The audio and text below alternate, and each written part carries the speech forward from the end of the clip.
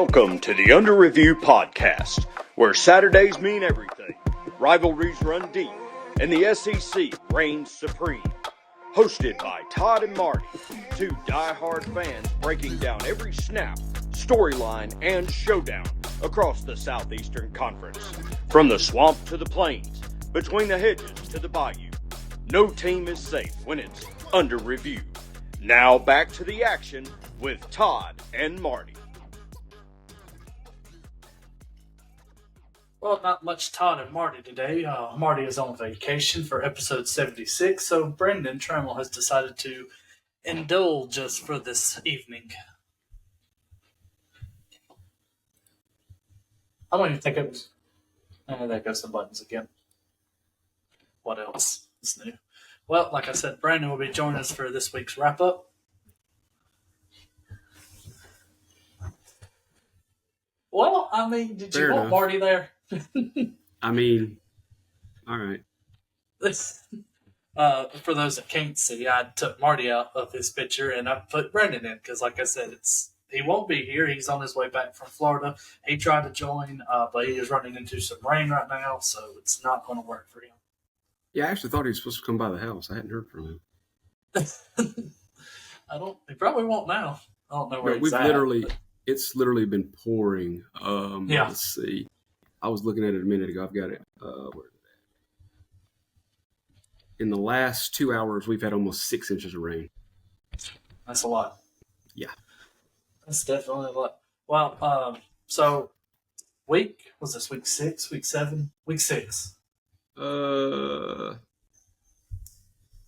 right. Thought it was. Yeah, because you're joining us for week 7 on Thursday. Same difference. It was a pretty good week. Not a lot of games to go over, but the amount of ball play in these games was pretty good. But we're going to talk about the AP Top 25. Before we run through everything, anything stand out to you here? I didn't hear anything you just said. I said anything stand out to you here on this Top 25 ranking that just came out? Yeah, Notre Dame's still on it. Yep. Notre Dame is 16. Where'd Penn State go? Did Penn State fall all the way out? Yep. Them in Texas both. I didn't even notice that Texas wasn't up here.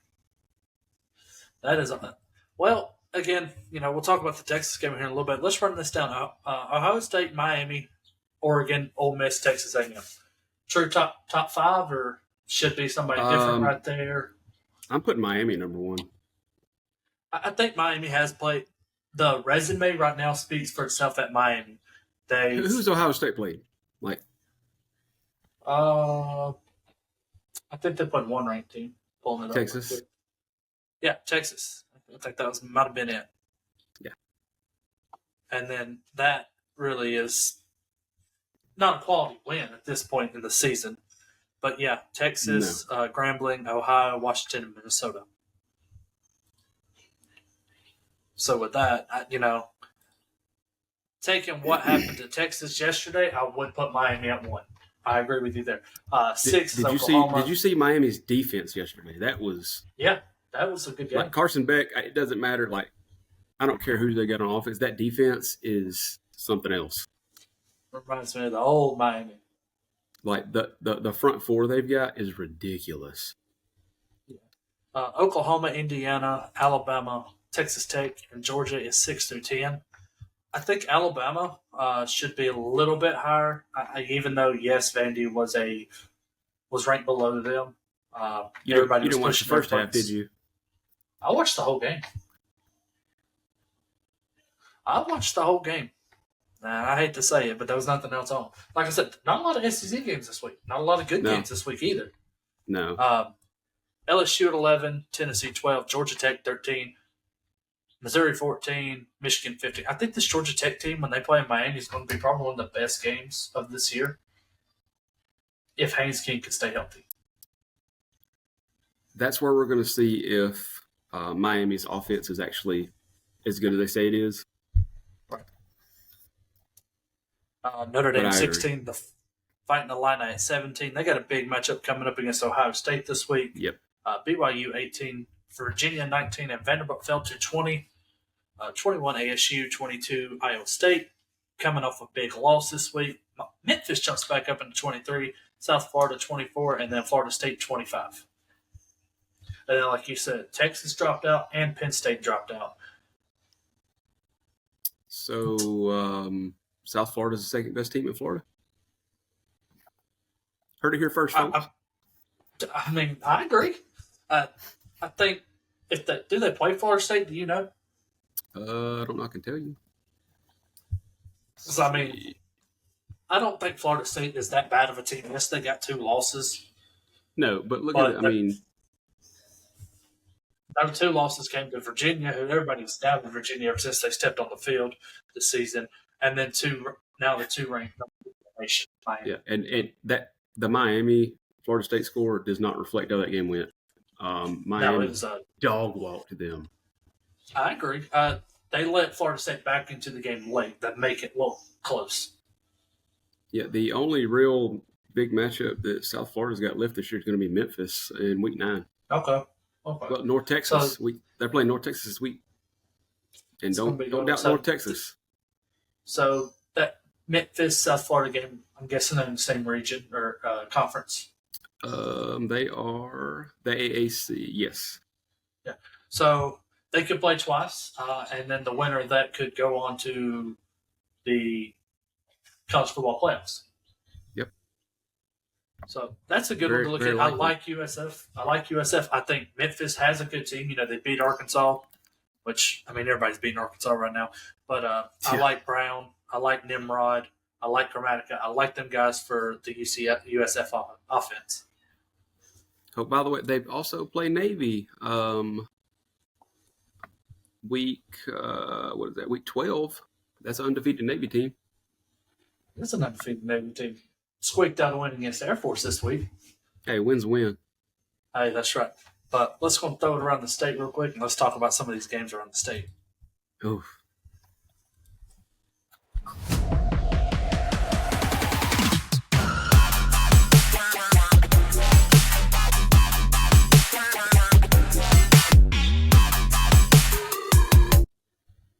All right, like I said, we'll throw it around the state. From around the state, we have Alabama A&M, Troy, Sanford, USA, Jack State, ASU, Western Alabama, North Alabama, and the UAB Blazers.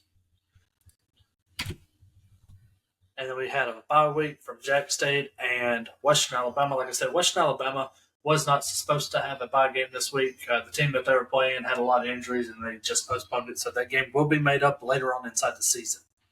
Yeah, Jacksonville State needed a week to get over that Southern Miss fiasco. You're telling me. But how about – I know you heard that. I've got the same thing in the background. Don't worry about it. All right. So, around the state, any game right here stick out to you that shouldn't have happened? Not really. I didn't see Army taking UAB like they did, but I thought that game was going to be a little bit closer.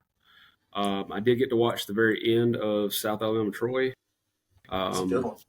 That's a coaching problem, honestly. South's got plenty of talent, and they're just it's bad coach call. Bad play calling offensively. Yeah. So let's get into like I said, these around the state games.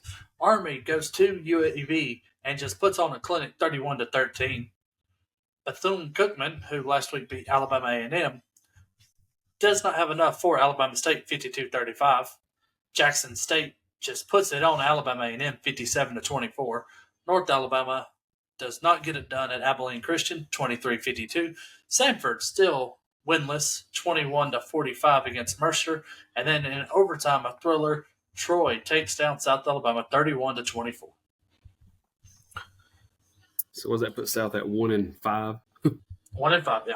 And here's the records. Sanford 0-6, the worst team inside the state. I don't think I updated Alabama or North Alabama's record. I'll have to go back and look at that. South Alabama 1-5. North Alabama, I think I have a correction here, but it's 1-3. Jackson State, who was off this week, 2-3, along with UAB, who's also 2-3. Troy, who's 3-2. Alabama A&M 3-3, Alabama State a whopping 4-1, leading their conference, and then West Alabama, who is ranked inside Division II, who is 5-0 this year. Scott Anything got going on? Do you think he could get a D1 coaching job after next year? Absolutely. I think if it wasn't for his past issues, he would be in a D1 coaching position. Yeah. Anything stand out to you here? I know me and you have a lot of ties to these teams that we don't go over. So, I mean, not in particular. I think these guys are doing about what we expect them to do. Most of these games were these teams were scheduled as cupcakes beginning of the season, like they usually are, and they're now settling in their division, and they'll start to add to that going through the rest of the year. I mean, there's some contenders in there in the divisions, and there's some that just we know aren't. I think the big one coming up will be the Music City Classic, with Alabama State and Alabama A&M. I think that's going to be a big game, but I think ASU is going to have that little edge here, especially staying ahead in their conference. I agree with that. Alabama State beat Bethune-Cookman. Alabama A&M, I don't remember. They could have beat them this last week. There's a lot goes on during the week, so it's kind of hard to keep up every week. There wasn't a could have beat them, no. But I think, again, still, Sanford to me here, 0-6, is absolutely just bonkers to me. It's not to me. I mean, they're... This is my favorite commercial, by the way. Everybody says that. We're going to take a quick break and take a listen to Tactical Home and Pest real quick.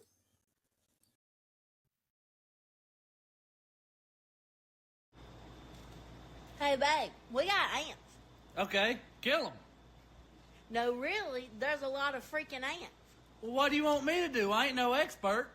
Well, fine then. I'll call Tactical Home and Pest. Go ahead and call Benjamin. Hey there, this is Ben with Tactical Home and Pest, proud sponsor of Todd and Marty and their Under Review podcast. And can I just say that if the bugs I deal with had referees, I'd be called for targeting. Tactical Home and Pest, 256-592-2842, or visit me at tacticalhomeandpest.com. I think it gets better every week. Absolutely. One caveat, Jacksonville State, who is 1-0 in their conference, yet they're sitting behind. They're sitting behind Kennesaw State in their conference. That I'm good. If you know the Conference USA, if you know ball, you know that's not good for Jacksonville State. And like you said, they're one win, that have a win that's in conference. All their losses are outside of the conference. But it's not cupcake games. They're playing outside the conference. They're playing these bigger teams. Absolutely, yeah. And that's one way that you can make a name for yourself is, you might get beat 6 times out of the year or 6 times every time you play these games. But there's going to be that one chance that somebody slips up, and you're going to be able to beat them, and it can be a program changer. Yep. But we're going to look into our one game that was not inside of our top 5 this week's inside the SEC. But all these buys, out of all these 7 teams that needed a buy this week, who really needed it the most? Arkansas. Especially during the coaching change? Absolutely. I mean, your Sam Pittman's going out, and then you've got probably the worst human in college football taking over again. So, I mean, if you get a chance, Brandon Walker had a good take on this. I've seen it the other day about Bobby Petrino just waiting his turn because he knew something was going down. So, and he wanted his job back. How did he even stay employed by the university after everything he pulled? I don't know. Maybe they said he deserved a second chance. Who knows? If Urban Meyer had been in Arkansas, he would still be the head coach. You're all about Urban Meyer everywhere, ain't you? He's going to end up at Auburn. Watch and see. I wouldn't doubt it. But, I think, Auburn and South Carolina are other teams that needed this bye week as well. The others are just, I think this bye week might hurt Missouri in the long run. Good. Especially coming in next week, they play Alabama. So yeah. I mean, Ole Miss, they're in high gear and they're not looking back. Like those guys are right. Yeah, especially after that coaching change that they had made. I think it was a good call for there. But like I said, we're gonna get in this one game. Oklahoma blanks Kent State 44-0. But again, Kent State is normally the worst team inside of college football, and they didn't score. I'm not surprised at all. Are we taking shots at Kent State here? Not really. That's what I'm saying. It's like, I think Oklahoma did that enough. Well, no, Oklahoma's got statistically the best defense in the country right now. Right. But who have they played? Next week is going to be a big one for them. Yeah, and like I said, you will be on here to help us with that call next week. I'll save that take for next week. Michael Hawkins Jr., his first game starting this year, 14 for 24, 162 yards, 3 touchdowns. Again, like we said, it is Kent State, but he gets thrown into that action at Texas or in the Red River rivalry or shootout or whatever it used to be called. So that's going to be that change.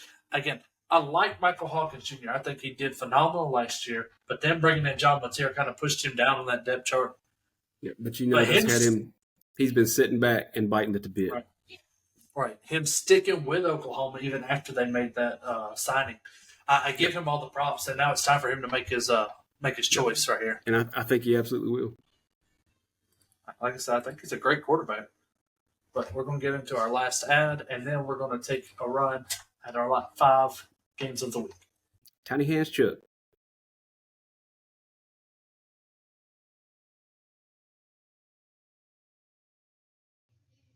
This episode of the Under Review podcast is brought to you by Chuck's Heating and Air. Chuck has over 40 years of service and experience with residential services. He services most makes and models. He is Alabama licensed, bonded, and insured, and locally owned and operated. Are you hot and you're supposed to be cool? Are you cool and you're supposed to be hot? Then you've got a problem. Call Chuck. Area code 256-892-2757. Again, 256-892-2757. Chuck's Heating and Air. Again, thank you to Chuck's Heating and Air, 256-892-2757. Now let's get into our big games of the week here. This is the Under Review Podcast 5 Games of the Week. Starting off with the early game that was inside Sanford Stadium, Kentucky does not show up at all. 35-14 as the Bulldogs beat down the Wildcats. Georgia came off last week, handled business. Right back to work. Like I said, what exactly? Cutter Bull went 25 for 41, 225, 2 touchdowns, 1 interception.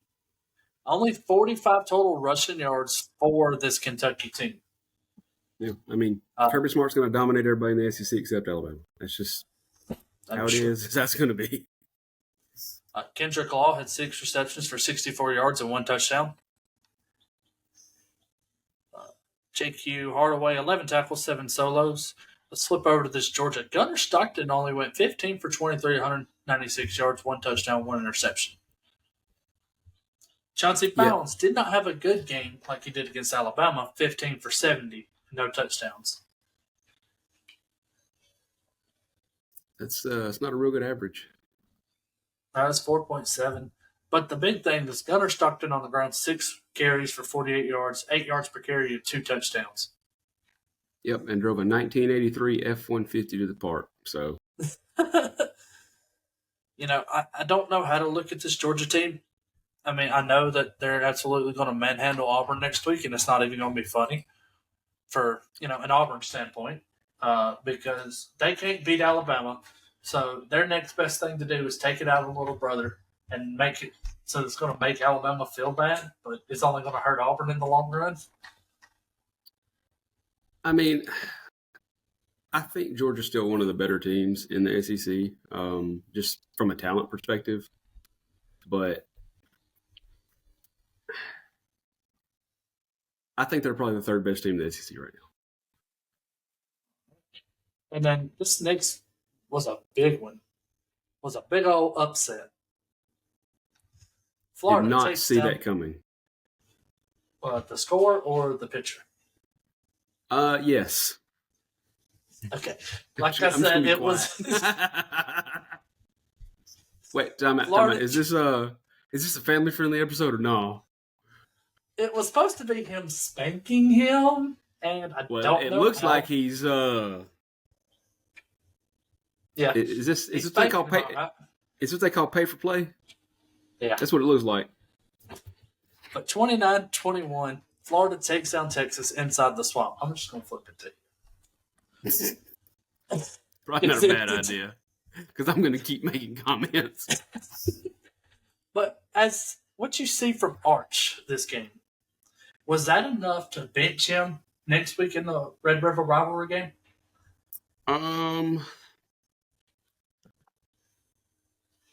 Almost. 16 for 29, 263, 2 touchdowns, 2 interceptions. And in 6 sacks. Yeah. And then Which, I mean, yes, I know you can't blame all of that on him, but... No, you can't, because you can blame Auburn for it. And then Matthew Caldwell comes in, the Troy transfer, 1 for 1 with 26 yards, and it was a beautiful ball. Yeah. I mean, at what point do you sit there and say, hey, maybe he ain't the guy? We have this 5th-year, 6-year senior who led Troy, had great winning years at Troy. Yep. And now he's in our back pocket. He's about to graduate. He's already graduated. He's about to leave. Let him play. I mean, yeah. You're 3-2. You're unranked. You just lost to the worst team inside the SEC. You ain't going to the SEC championship game. I mean, Auburn's terrible too. But no, I mean Arkansas is worse. Oh, okay, yeah. Okay, I see what you're talking about. 52 rushing yards as a whole team for Florida. Arch Manning had 37 of those. DeAndre Moore went 3 for 75. Ryan Wingo, 4 for 73 and a touchdown. Antonio Hill Jr. on the defense side, 4 tackles, 3 solos. And flip it over, DJ Lagway, he turned the game around. I mean, 21 for 28, 298, 2 touchdowns, 1 interception. Yeah, but Florida just kept handing the ball to Ball. Yeah, that's Jaden Baugh, 27 for 107 and a touchdown. 159 rushing yards the whole game for Florida. Dallas Williams, the true freshman, 6 receptions, 111 yards, and 2 touchdowns. Really a game. You know, if you go back to way back when, me and Marty was talking about that, this kid was going to be the new guy on campus, but how would his playing time affect when you have Vernon Brown and Andre Mizell and all these other guys? I think Dallas Wilson has inserted himself inside the wide receiver 1 contest here inside Florida, and it's going to be a threat from here on out. Yeah. Absolutely. And then Tyreek Sapp, like me and Marty was talking about, 6 total tackles, 2 solos, and 1 tackle for loss. Led the team, but only with 6 tackles. But that also tells you that they were given – everybody was everywhere. If one of your best defensive linemen only getting 6 tackles, and that's leading your team, everybody's contributed. Yep. Well, I mean, there's apparently plenty to be done. I mean, that's – Yeah, I don't know how I feel about Arch. You know, in Florida, Texas did not have a sack this game. Could not get pressure on DJ Lagway. If Arch starts next week, we're going to find out one of 2 things. If Oklahoma's defense is actually that good, or if Arch just really sucks. Like, he's just not. The kid's got all the talent in the world. His problem is mental. It's in between his ears. We've seen what he can do, so. I just don't know. I've never been high on that Arch train, and this one really hurt me. Mississippi State 9, Texas A&M 31. I did like the blackout uniforms from Texas A&M this week. Those were pretty nice. Yeah, those were nice. Even the yell leaders, as you see here, were wearing black.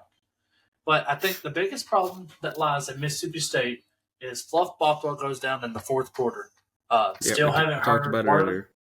I still haven't heard anything about it. I don't know if he went to Birmingham. We don't know. But we are watching this closely. You know, Fluff Bothwell had 14 carries for 60 yards, 4.3 average. Davin Booth had a really good game, 8 for 59, 7.4 average. Blake Shapen played okay, 15 for 20, 142, 1 touchdown, 1 interception. But the biggest thing lies here is with Fluff. He leads the SEC in rushing as of now, or it did at least before this week. If he goes out, Mississippi State is only 2 wins away from making a bowl. can they still make a bowl if Fluff Bottle is out for the season? It's going to be tough. Be very tough. If they have a they have a rough road ahead of them. I think, I give them the Arkansas game. That's one, but they still got to find a way to win one more after that. So, can they get an upset at home or something like that? It's going to be a tougher if Fluff Bottle is out for the season. I think if he comes back, he's obviously going to be limited whenever he plays next week or the week after. He's going to be limited. But I think if they can get him healthy, back running full force, I think Mississippi State can still make a bowl, even though losing 2 straight inside SEC play. Right. My only thing is that needs to go back on Lebby because you had 2 starting tackles out, and that game was already further than lost at the point that he got hurt. Why was he still in the game? Yeah, and I mean, there was no coming back. How was the depth chart here? Do you see Fluff at RB1 or do you see Davin Booth at RB1 is the main question. Absolutely Fluff. He's the best player on that ball team. I agree. I think Davin Booth has the athleticism, has the play style that he can be an RB1. It's just I think they have 2 good running backs and they use them very well. Yes. I think it's not RB. I think it's RB1A and RB1B. I think that's really how it is in Mississippi State. Yep. Lorelai giving a heck out there. Yeah, I think she's hungry.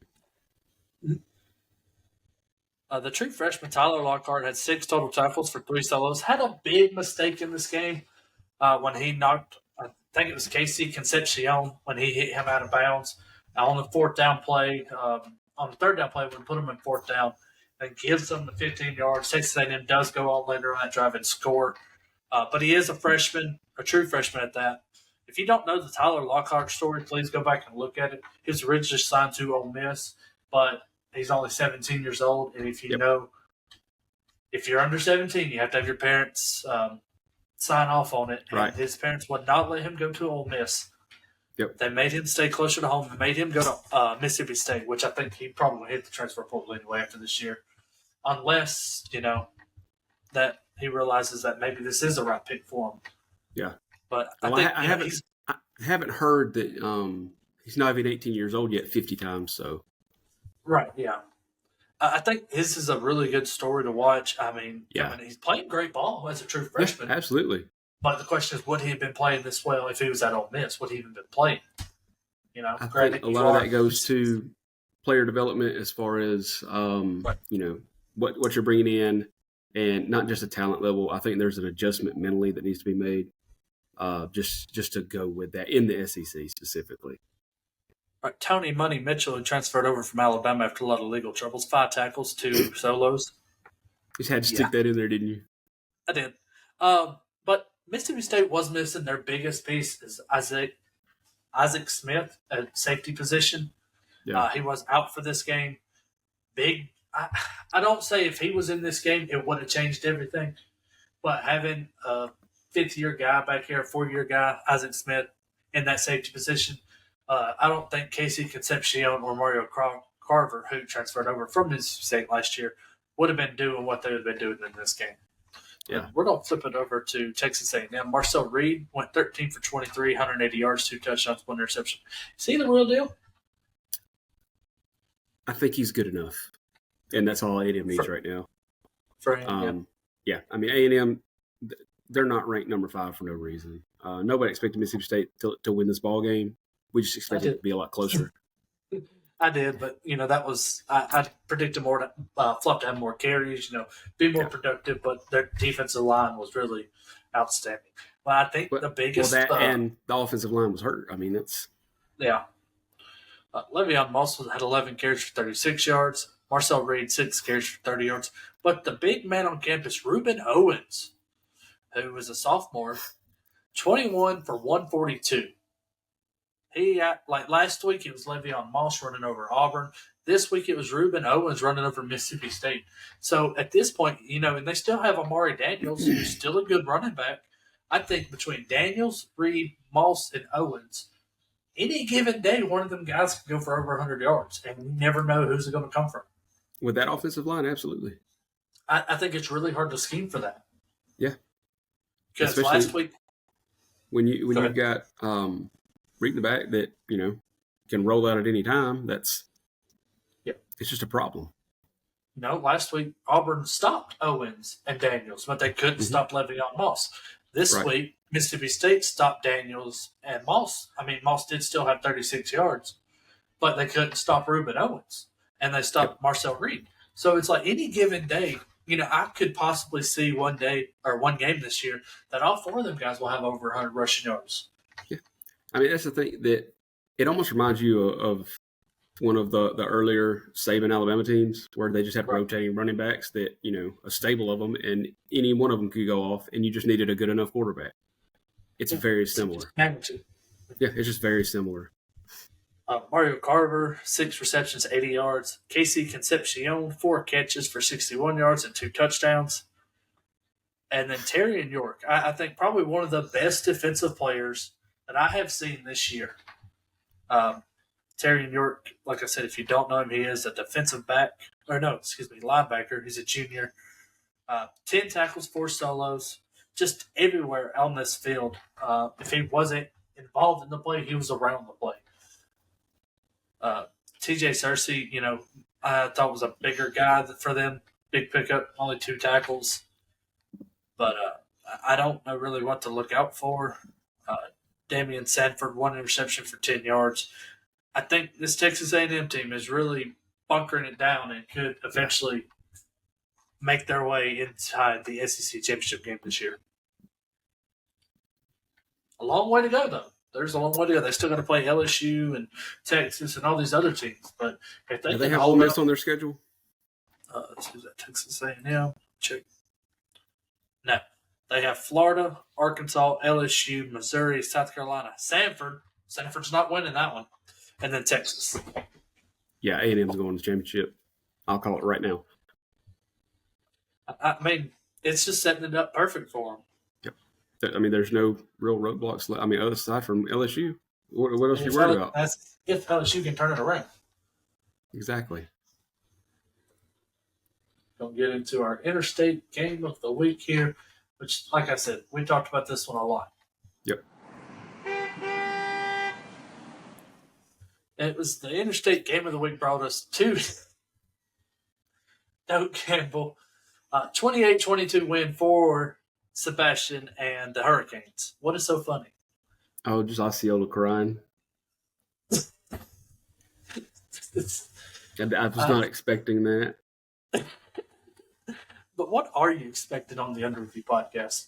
Besides I've learned to show up with no expectations, and then you won't be disappointed. That is the only way I've learned to eliminate disappointment. I think the only thing that you can guarantee is stuttering and technical difficulties here for one thing. And I'm going to say shit at least twice. At least. Carson Beck, 20 for 27, only missed 7 passes, 241 yards, and 4 touchdowns. Where do you see that you say that this offense is good? Yes. Does it lie on their pass game, their receivers, or their running game? I think it's pretty well balanced. I know you said defense earlier. Let's talk about defense. I think their defense just is superior as far as being a factor in a ball game than their offense. I'm not saying the offense is bad. Like that's the thing. I just saying their defense is that much better. Well, the reason I say that, Mark Fletcher Jr. had 12 carries for 40 yards, only 97 rushing yards for the game. But then you look over to the receivers, and Malachi Toney and C.J. Daniels, who were great additions for this team, great to have. 7 receptions for Toney, 107 yards, 2 touchdowns. 5 receptions for Daniels for 78 yards and 2 touchdowns. And then Keontae Scott, the Auburn transfer, had 1 fumble recovery. He also had 11 tackles, 5 solos, half tackle for loss, and 1 pass deflection. Now, see, what really pisses me off here, that Keontae Scott, Miami is using him how Auburn used him his first 2 years. And when, I don't remember if it was a nickel or dime set that they changed him to his last 2 years, that, his production went down for the Tigers. And then everybody was bashing him because, hey, he's playing out of position. He's not playing this position well. Move him back.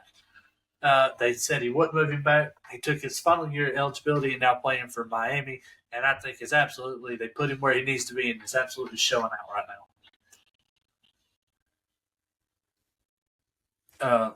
Flipping over to the Seminoles, Tommy Castellanos, 25 for 45, 272, 2 touchdowns, 2 interceptions. He also had 16 carries for 57 yards. Gavin Sawchuk, the Oklahoma transfer, 11 carries for 47 yards. Roydell Williams, 1 carry for no yards. Attaboy, Nice. Roydell. Nice. Receiving, Deuce Robinson, 6 receptions, 87 yards. LaWayne McCoy, 3 receptions for 39 yards and a touchdown. And Randy Pittman Jr., 7 receptions, 39 yards for 1 touchdown. What's wrong with this Florida State offense right now? Well, other than the fact that they decided they weren't going to show up until there was 10 minutes to go in the fourth quarter. All right. They scored 19 points and stopped the fourth quarter. They had 240-something yards in the last 10 minutes of the ball game. That was 244 yards more than Auburn did in last week's game in the fourth quarter. Just saying. Had to throw it up there. Sometimes it just sucks to suck. It does. Earl Little Jr., 7 total tackles, 2 solos.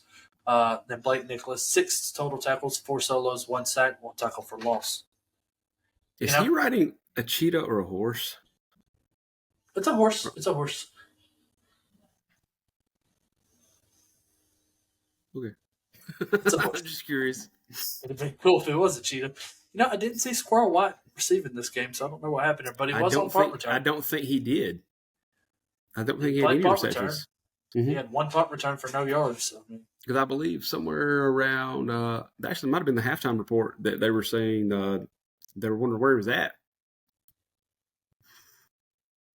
He wasn't on the field, I'll tell you that. We'll go ahead and get into our big game of the week. Not a shocker here. It is now time for your Under Review podcast, Game of the Week.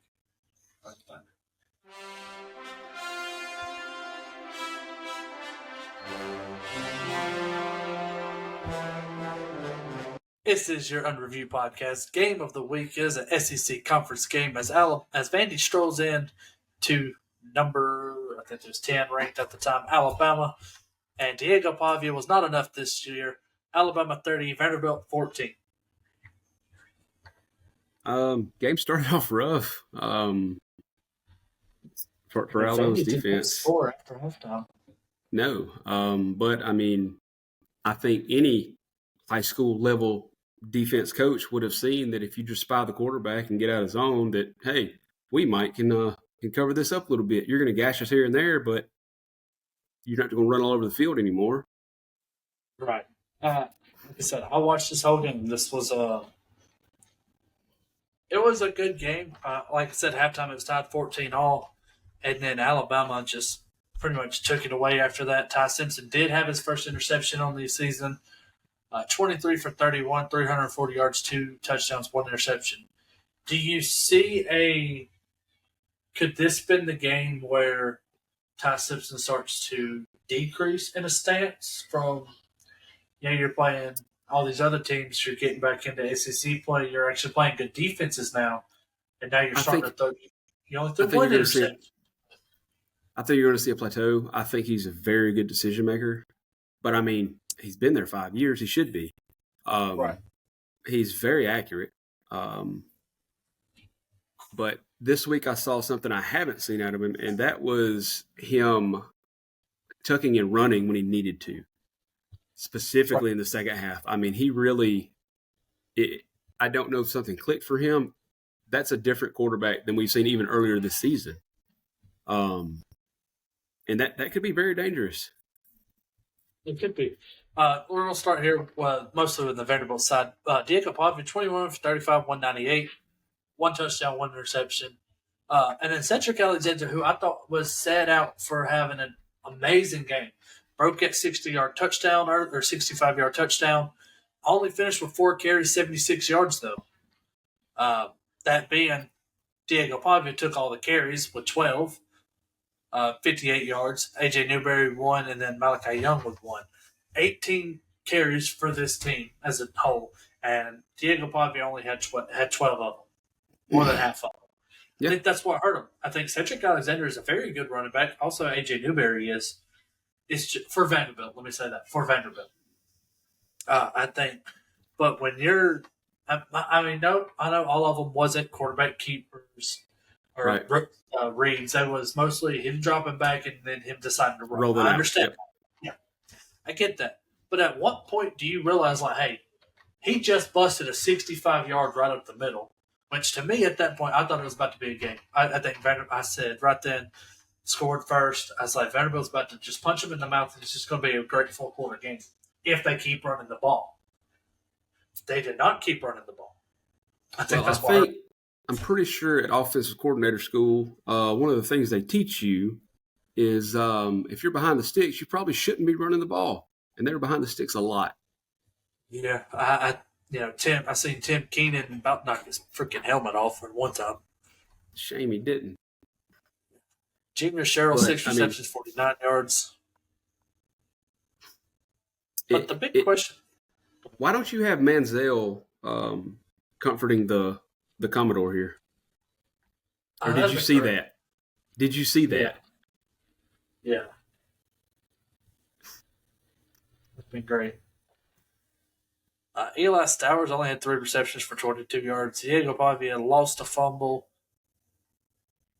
C.J. Hurd, 8 tackles, 6 solos. I really don't know what to look forward to on this Vanderbilt team right here, defense, but they did have 4 sacks, so I will give them that. Yep. And, Pavia's going to bounce back. he's – yeah, and unfortunately, I think it's going to be against Auburn. I lost a lot for him for some personal reasons this week, but we can discuss that later. But he is, he's a game changer. He's a playmaker, and he's going to do what he does. They will bounce back. They will make a bowl game. Don't look for him in the SEC. Yeah, don't look for him in the SEC championship game, but no. Well, we already went over Ty Simpson's stats. How about Jam Miller? Me and Marty talked about this one big. If Jam Miller's going to be running a lot, 22 carries, 136 yards, and 1 touchdown. Yes, that was a garbage time touchdown. Yeah. Play calling here at the end of the game, was it the point of just trying to make it worse so it didn't look like it was close? I think it was more so a play that had gotten given up on, and he just hit the hole at the right moment. I think it was just one of those shit happens plays, Like, he was in the right place at the right time. It wasn't adding insult to injury. It wasn't. I kind of saw it as running up the score. But then again, you play Diego Pavia. Diego Pavia's been on the mic all week on how bad we're going to beat Alabama and all this and that. Now, to me, if you're doing that, there is no line for sportsmanship at that point. Because if you have players that have that cockiness and say that we're going to beat the brakes off you, and then you come out and you can't score after the second quarter, that's your fault. You done poke the bear with a pitchfork at that point. Kevin Riley, 5 carries for 17 yards. And Caden Proctor on a big third down conversion, 1 carry for 2 yards. Moved the sticks. It didn't matter how many yards it was for. Ryan Williams finally showed up this week, 6 receptions, 98 yards, and 1 touchdown. Jeremy Bernard, 5 receptions, 82 yards, and 1 touchdown. Isaiah Horton, 4 carries, 66 yards. Josh Cuevos, 3 catches for 35 yards. Rigo Scott, 2 for 11. Did you notice anything in particular about Alabama's scheme this week on offense? Give the ball more to Ryan Williams and hope he catches it. They're throwing the tight ends again. Cuevos is not a bad tight end either. Mm-mm. That's when Alabama gets dangerous. When you know there's a deep threat, when you know there's an over-the-middle threat, and they're able to run the ball, they're going to be dangerous. Because you're going to double either Ryan Williams or Jeremy Bernard.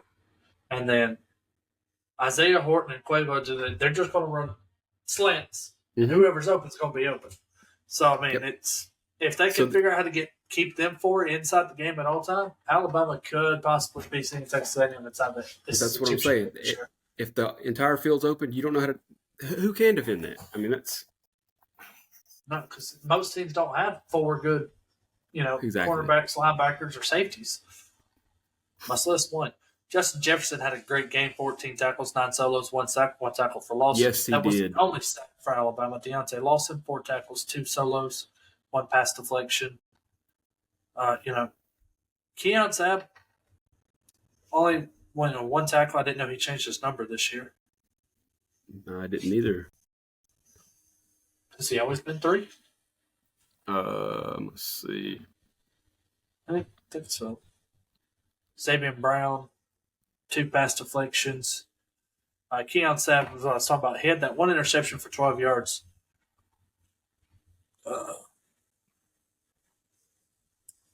Let's talk about Connor Talty here here at the end. He's always worn number 3. Okay, I just might be dyslexic. Connor Talty, how do you feel about Alabama's kicker this year? He sucks. Okay, that's what I was making sure was like. So you're saying if it came. No, I don't like him. I think he's a good short-range kicker, but god dang, Jeremy Burnham can kick those kicks. Chris Trammell can kick them. Like, it doesn't.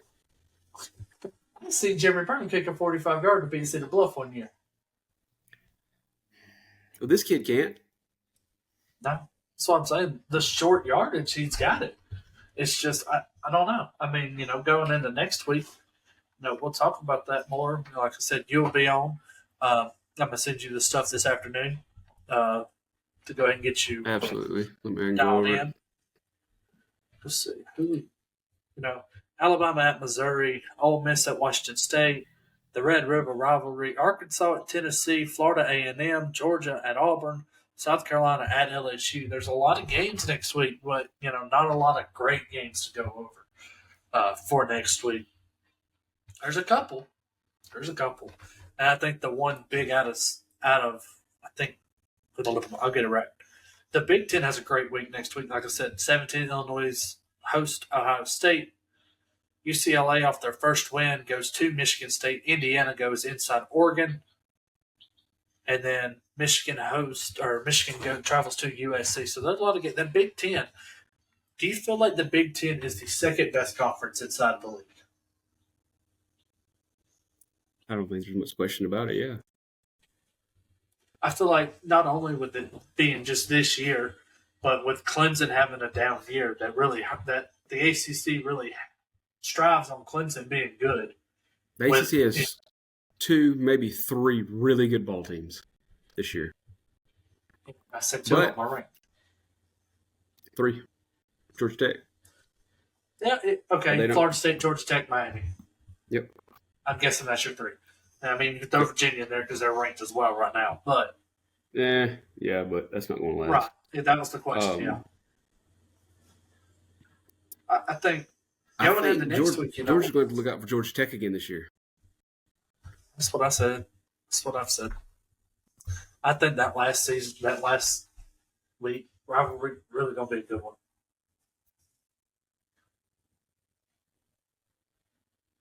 But like I said, that's all we have for you today. You froze up on me, buddy. Thank you. Yeah, I noticed that. I'm trying to reconnect. It does that all the time. I didn't say anything enough, so you didn't miss out on anything.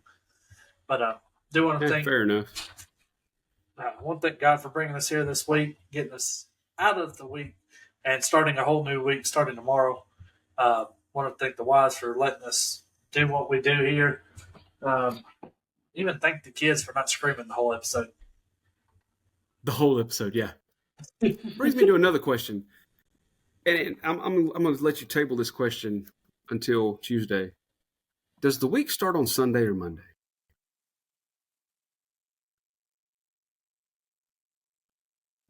Well, it's how you want to start your week with Jesus or you want to end your week with Jesus. How you feel about that one? Should be doing both. Right. You should. I always say, I think Sundays starts the week.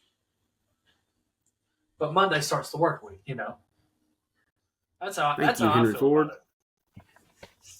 That's how I always feel about it.